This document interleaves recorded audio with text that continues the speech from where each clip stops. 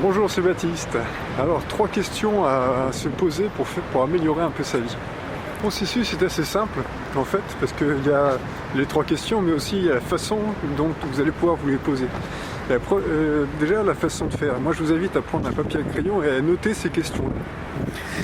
Alors, la première question, c'est comment est-ce que je vais pouvoir améliorer positivement ma vie ? Pas juste améliorer ma vie, mais bien sûr c'est un lien. En général, quand on se dit améliorer sa vie, c'est qu'on recherche d'être plus heureux, etc. Et donc en général, il faut que ça mène de la positivité. Mais déjà, c'est marquer cette question-là. Et derrière, bien sûr, le processus, il s'agit d'y répondre, c'est-à-dire de tenter d'y répondre. Qu'est-ce qui vous vient à l'esprit que vous pourriez faire pour améliorer votre vie, que ce soit plus positif. Et au-delà du fait de les marquer question-réponse, bien entendu, c'est de le faire. La deuxième question à se poser, c'est quels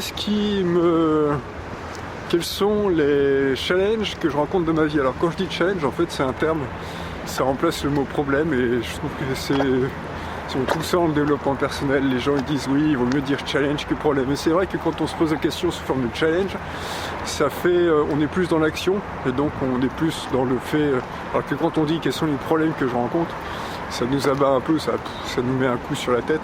Alors que le challenge, c'est un peu plus drôle, quoi. Ça nous dit, ok, il y a le challenge, ça envoie le message au cerveau que l'on peut résoudre, on peut se confronter à ce challenge. Donc bien sûr, c'est d'y répondre. Donc c'est lister tout ce qui vous embête, on va dire, tous les challenges que vous avez dans la vie. Alors, c'est un double intérêt, ça. Moi, je m'en suis aperçu. C'est-à-dire que déjà, le fait de le noter, déjà, ça vous libère l'esprit, parce que des fois, quand vous avez trop de challenges dans votre vie, l'esprit il sature, quoi. Au bout d'un moment, vous saturez, et voilà. Donc déjà, rien que de les noter, déjà, ça met à plat le truc, ça met à plat, et ça me permet de s'y confronter, en fait, et de commencer à mettre des plans d'action, parce que la troisième question, c'est comment est-ce que je peux simplifier ma vie ?